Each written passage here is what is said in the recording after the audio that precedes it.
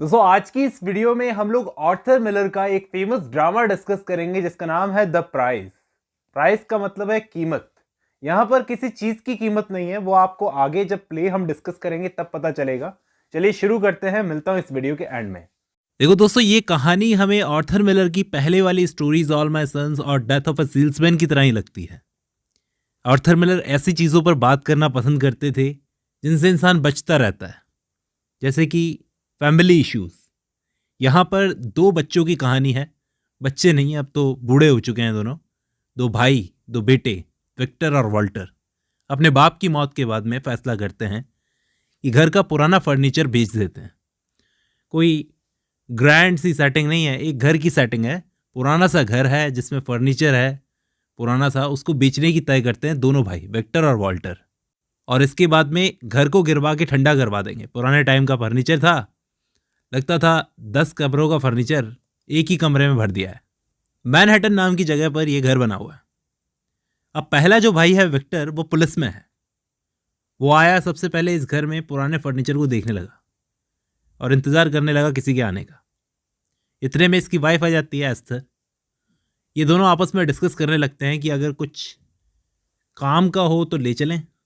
यहाँ पर विक्टर अपनी वाइफ एस्थर को बोलता है कि मैंने अपने भाई वॉल्टर को कई दफ़ा फ़ोन करने की कोशिश की है, लेकिन वो बिज़ी है। वो कभी मेरा फ़ोन नहीं उठाता। कभी उसकी नर्स उठाती है, कभी कोई और उठाता है। दोनों मियाँ बीवी जो हैं वो कबाड़ी वाले का इंतज़ार कर रहे हैं। उसकी वाइफ बोलती है कि अच्छे से सौदेबाजी करना उसके साथ में, उस कबाड़ी से, कहीं ऐसा ना हो वो जितना दे बस मान जाओ तुम। दरअसल दोस्तों, इस विक्टर ने अपने भाई वॉल्टर से कांटेक्ट करने की कोशिश इसलिए की कि भाई सारे घर का फर्नीचर बेच रहा हूँ, आधा हिस्सा दे दूंगा, तू भी खुश मैं भी खुश। लेकिन इसमें इसकी वाइफ एस्थर बोलती है कि सब कुछ दे दूंगा। अरे आप और कितना सेक्रीफाइस करोगे अपने भाई के लिए? आज अगर आप ना करते तो आपका भाई डॉक्टर बन जाता था क्या? देखो, विक्टर इस बात को खींचना नहीं चाहता था कि उसने क्या किया अपनी लाइफ में, कैसे डिसीजंस लिए, कैसे नहीं लिए। लेकिन वो बोले जा रही थी कि आपके भाई के पास में बहुत पैसा है, वो डॉक्टर है, पापा को भी आपने ही संभाला, सारी ज़िंदगी कमा कमा के पैसा पापा को दिया, इस घर को आपने संभाला। अब देखो, इस फर्नीचर का जो भी पैसा बनेगा वो हमको ही रखना चाहिए। पुलिस की नौकरी में इतना पैसा नहीं है। रिटायरमेंट के बाद में आप क्या करोगे इस बारे में तो सोचो। अब तभी इस विक्टर की वाइफ को कोई काम याद आ जाता है, वो जाने ही वाली होती है। तो ये अपने पुराने दिनों को याद करने लगता है कि कैसे हम दोनों भाइयों में प्यार था। ये अपनी बीवी को जाने से पहले एक्शन करके दिखाता है कि देखो मैं ऐसे करता था, वो ऐसे करता था। तभी वहाँ पर ऐसी आवाज़ आई। बाहर वो कबाड़ी आ जाता है, 90 साल का कबाड़ी, ग्रेगरी सोलोमन, पुराना फर्नीचर खरीदने के लिए। ग्रेगरी सोलोमन एक ऐसा कबाड़ी है जो किसी भी चीज़ की इतनी अच्छी परख रखता है कि देख के बता सकता है इस फर्नीचर की एक्चुअल वैल्यू क्या है। जब इस घर के फर्नीचर को देखता है तो इसकी आंखें फट जाती है कि इतना पुराना माल। बोला कि इसका ऑनर कौन है इस सामान का? विक्टर बोला मेरे पिताजी थे, जिनकी 16 साल पहले डेथ हो गई। एक बार वो कबाड़ी स्विंग चेयर पर बैठकर देखता है, चेक करता है कि ढंग से काम कर भी रही है कि कमज़ोर है। डाइनिंग टेबल पर 12 चेयर्स थी। अब ये कबाड़ी बड़ा स्मार्ट था, ये जानता था कि इंसान को बाटली में कैसे उतारना है। वो बोलता है देखो, इंसान को पुराने सामान से इतना इमोशनल अटैचमेंट नहीं होना चाहिए साहब। विक्टर उसकी बात को समझ गया था। वो भी बोल देता है कि भाई साहब, पूरा सामान एक साथ बेचूंगा, ऐसा नहीं होगा कि ग्रेवी तो तुम ले जाओ और हड्डियां मेरे लिए छोड़ दो। विक्टर ने बार बार पूछा कि चलो बताओ प्राइस क्या है पूरे माल की, साफ साफ बताओ। लेकिन वो आदमी विक्टर का ध्यान भटकाने के लिए बोलता है कि मैं ब्रिटिश नेवी से रिटायर्ड हूँ साहब, तुमसे चीटिंग नहीं करूँगा। लेकिन भाई साहब, बिजनेस के नज़रिए से बोलूँ ना तो आज की डेट में आपका सामान किसी मॉडर्न घर या होटल में तो लगेगा नहीं। इसलिए आपको ज़्यादा कीमत उम्मीद भी नहीं करनी चाहिए। ज़्यादा कीमत की उम्मीद नहीं करनी चाहिए आपको। विक्टर बोलता है कि चाचा, तुम जब भी मुंह खोलते हो तो ऐसा लगता है इस माल की प्राइस नीचे गिर गई है। क्या करूं साहब, इस समाज में आज के टाइम पर हर चीज़ डिस्पोजेबल हो गई है, मतलब यूज़ एंड थ्रो। चाहे बीवी हो, बच्चा हो, बाप हो, भैया हो, यूज़ एंड थ्रो। फिर भी मैं खींच के आपको इस सामान के $1100 दे सकता हूँ। चाहिए तो ठीक है, वरना एक और ऑफर रखता हूँ, $600 की रसीद काट दूंगा। ये ऑफर इसलिए दे रहा था ताकि विक्टर अपने भाई को बता दे कि माल तो सिर्फ $600 में बिका है, बाकी के पैसे विक्टर अपने पास में रख ले। विक्टर भी लालच में आ जाता है। वो पहले तो हिचकिचाता है, फिर सोलोमन से बोलता है कि चलो नोट गिनो। अब वो दोनों आपस में नोट गिन ही रहे थे, तभी अचानक वॉल्टर आ जाता है। अब ये एक शॉकिंग चीज थी, क्योंकि विक्टर ने कभी नहीं सोचा था कि उसका भाई, जो उसका फोन तक नहीं उठाता आज तक कभी, जब से वो गया है इस घर को छोड़कर, तब से डॉक्टर बनने के बाद में उसने आज तक उसका फोन ढंग से नहीं उठाया है। वो उसके दरवाजे पर इस टाइम पर ऐसे आकर खड़ा हो जाएगा। यहां पर एक्ट फर्स्ट कंप्लीट होता है।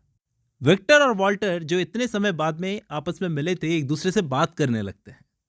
लेकिन सोलोमन को ये इंटरप्शन अच्छा नहीं लगता कि डील हो चुकी थी इतनी बढ़िया, ये क्यों आ गया। अब ये नहीं चाहता कि दूसरा भाई आकर नाटक करना शुरू कर दे कि ये नहीं बेचना, वो नहीं बेचना। सोलोमन फिर से अपनी बात दोहराता है, साहब पुरानी चीज़ों से इतना लगाव नहीं होना चाहिए। मैं आपके भाई को भी यही बात समझा रहा था। अब दोस्तों, विक्टर की वाइफ वॉल्टर को जब देखती है एस्थर, तो शॉक हो जाती है। वो उससे उसकी वाइफ डोरथी के बारे में पूछती है। वो बोलता है कि हमारा तो डिवोर्स हो गया है, अभी अकेला हूँ, आप लोगों की लाइफ बढ़िया चल रही होगी, है ना। यहाँ पर वो कबाड़ी सोलोमन पूरी कोशिश करता है अपने ऑफर को जस्टिफाई करने की। देखो, मैं जो ऑफर दे रहा हूँ ना साहब, वो बेस्ट है। आजकल के घरों में आपका ये फर्नीचर लगेगा भी नहीं, $1100 बेस्ट है। लेकिन दोस्तों, ये वॉल्टर कम से कम $3000 चाहता था। ये जो भाई आया था ना, ये $3000 चाहता था। इस बीच इसका भाई विक्टर अपने भाई वॉल्टर को अक्यूज करने लगता है। कहता है कि इतनी बार तुम्हें फोन लगाया, तुम कहाँ थे? अब जब डील फाइनल होने वाली है उस टाइम पर तुम आ गए। सोलोमन भी बोलता है, हाँ हाँ साहब, $1100 का सौदा तय हो गया है, आपके भाई ने भी हाँ कर दी है। अब वॉल्टर कहता है कि नहीं, मैं इसको $1100 में तो नहीं बेचूंगा, मैं एक ऑफर रखता हूँ। यहाँ पर वो सोलोमन के सामने एक ऑफर रखता है कि तुम बस इस सामान की वैल्यू की रसीद काट दो कि ये $25,000 का है। $1100 का सामान $25,000 का है, उसके बाद हम इसको बिकवा देंगे। दरअसल दोस्तों, ये सोलोमन जो है, ये कबाड़िया, ये अप्रेजल एसोसिएशन का हेड है। अगर ये किसी चीज़ की कीमत आंक देता है, फिर वॉल्टर अपने हिसाब से, वॉल्टर का क्या प्लान है कि सल्वेशन आर्मी को ये डोनेट कर देंगे सामान। उससे क्या है, इसका टैक्स बच जाएगा। जो टैक्स बचेगा उसके बाद में जितने भी पैसे मिलेंगे उससे ये इसको इसकी फीस दे देगा एक तरीके से। किसको? इस कबाड़िए को। अब विक्टर हैरान, अरे यार ये क्या, ऐसा भी हो सकता है क्या? तो विक्टर वॉल्टर को सुनाता भी है इस डील के दौरान, क्यों भाई इतने फोन किए तुमको, कोई फर्क पड़ता है कि तुम्हारा भाई जिंदा है या मर गया? यहां पर वॉल्टर एक्सक्यूजेस देना शुरू कर देता है कि तुम्हारी लाइफ तो बढ़िया चल रही है ना, मेरा तो डिवोर्स हो गया, अकेला हूं। फिर दोनों भाइयों के बीच में जब आर्ग्यूमेंट्स बढ़ जाते हैं, तो यहां पर वॉल्टर बोलता है साफ साफ, देखो विक्टर, आज तुम जिस भी कंडीशन में हो ना, उसकी वजह तुम खुद हो। तुमने खुद ही पिताजी को तुम्हारी जिंदगी बर्बाद करने का मौका दिया। बड़ी छोटी उम्र में तुमने पढ़ाई लिखाई छोड़कर पुलिस की नौकरी ज्वाइन कर ली, पकड़ ली। मैंने तो तुम्हें समझाया था। तो इन दोनों भाइयों की बातचीत सुनकर हमें अंदाजा लगता है कि इन दोनों का बाप भी कम नहीं था। बहुत सी चीजें उसने विक्टर से छुपाई थी, जो वॉल्टर आज बता रहा है। विक्टर ने जिस बाप को सपोर्ट करने के लिए पुलिस की नौकरी ज्वाइन की थी ना, वो बाप बड़ा सेल्फिश था, वॉल्टर ऐसा बोलता है। इस पॉइंट पर वॉल्टर खुद विक्टर को जॉब ऑफर करता है कि रिटायरमेंट के बाद अगर हो सके तो मेरे हॉस्पिटल में जॉब करने आ जाना। लेकिन विक्टर साफ मना कर देता है, क्योंकि उसका दिल अब अपने भाई के लिए कड़वाहट से भर गया है। वो कहता है कि लोग कहते हैं हर चीज की एक कीमत होती है, और मैंने वो कीमत अदा की है। इससे ज्यादा मैं कोई चीज नहीं लेना चाहता, ना उसकी कीमत अदा करना चाहता हूं। यहां पर वॉल्टर विक्टर के सामने एक और चीज कहता है, एक ऐसा राज जो उसको पता था, इसके भाई विक्टर को नहीं पता था। वो बोलता है कि भाई, पिताजी के पास में $4000 से जिस वक्त तूने काम करना शुरू किया था ना, उस दौरान, उस टाइम पर उनके पास में $4000 से, ये बात उस आदमी ने तुमसे छुपा कर रखी। वॉल्टर आगे बोलता है, मुझे पता है तुम मुझसे क्यों गुस्सा हो। $500 उधार मांगे थे, उस वक्त मैंने तुम्हें $500 नहीं दिए थे, क्योंकि मुझे पता था पिताजी के पास में $4000 हैं। लेकिन कभी उन्होंने ये बात तुम्हें नहीं बताई। ये बात सुनकर विक्टर का तो पता नहीं, लेकिन उसकी वाइफ को बड़ा झटका लगा कि ससुर जी के पास में $4000 थे, लेकिन फिर भी मेरा पति रेगुलरली उनके पास में गधे की तरह पैसा भेजता रहा। वॉल्टर ने इतने टाइम तक ये सारी बातें अपने भाई से छुपा कर रखी, लेकिन आज उसने अपने ऊपर इल्जाम बर्दाश्त नहीं किए और बस वो कहता गया। वो बोला कि देखो, मुझे जो चाहिए था मैंने जिंदगी भर उस चीज के लिए काम किया, बताओ कुछ गलत किया? गलत किया क्या? और पिताजी की जहां तक तुम बात कर रहे हो ना, वो तो हम सबसे स्मार्ट थे। उन्होंने जिंदगी भर तुम्हें बस अपना काम निकलवाने के लिए अपने पास में रखा।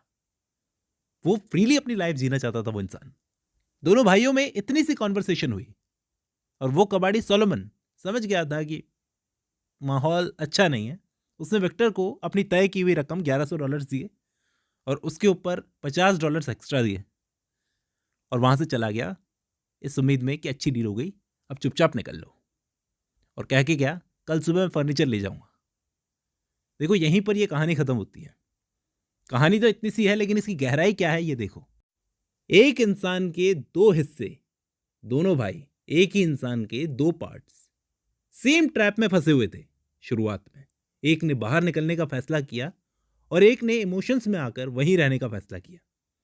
एक बाप जिसने विक्टर से अपना काम निकलवाने के लिए खुद को बेसहारा दिखाया और उसने सैक्रिफाइस भी किया, मतलब एक बेटे ने सैक्रिफाइस भी किया।